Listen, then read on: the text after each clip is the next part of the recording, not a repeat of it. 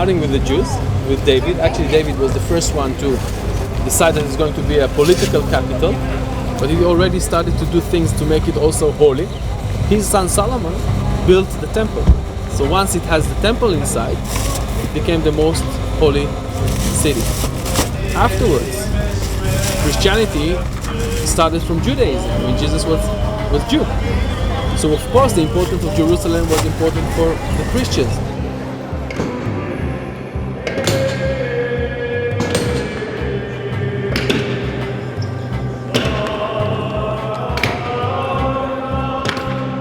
In Jerusalem, Jesus suffered, died, and resurrected. That's why we have the most holy place for most of the Christian groups in the world, the Holy Sepulchre. It's the most holy place for Christians. When the Muslims came here, also they had traditions related to Muhammad that happened here in Jerusalem. It's not the most important holy site for Islam, it's the third. Because we have Mecca and Medina in Saudi Arabia, which are the most important, where Muhammad was born. And after a while, also the Temple Mount, where the Jewish temple was located, became significant for Muslims because there were Muslim traditions that were related to it.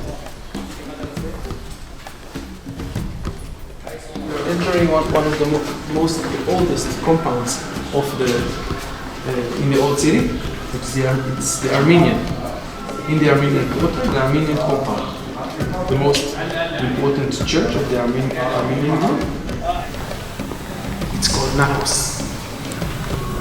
And actually, at the time of the Ottomans, when the Muslims ruled Jerusalem, they wouldn't allow the Christian churches to ring the bells.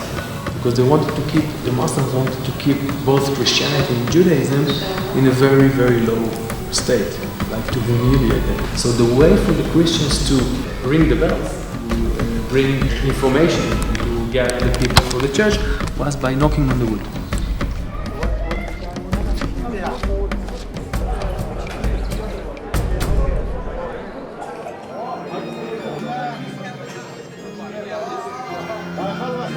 Most important and most holy Christian site for, let's say, 1.5 billion Christians throughout the world. This is the focal point of what happened with Jesus when he was here in his last week before he died in Jerusalem. Okay, because he came from the east, came to the Mount of Olives, and then he had what we call the Via Dolorosa. After he was tried, he was sentenced to death. He had to pass through a trail, the trail of suffering, until he came to the place where he was executed, also buried, and later on resurrected. And that's the reason why this site is so important for Christians, for both the Eastern churches and the Catholic churches. Also some of the African, like the Ethiopian church, is also located here.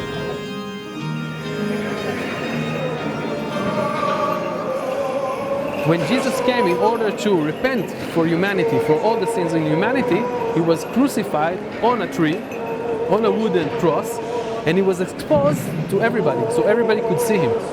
So the idea of the Romans was, of course, to humiliate Jesus.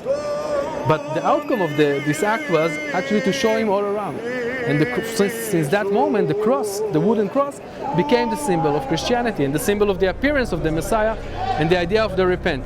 So now the Christians are actually taking refuge and trying to find their safety in the cross.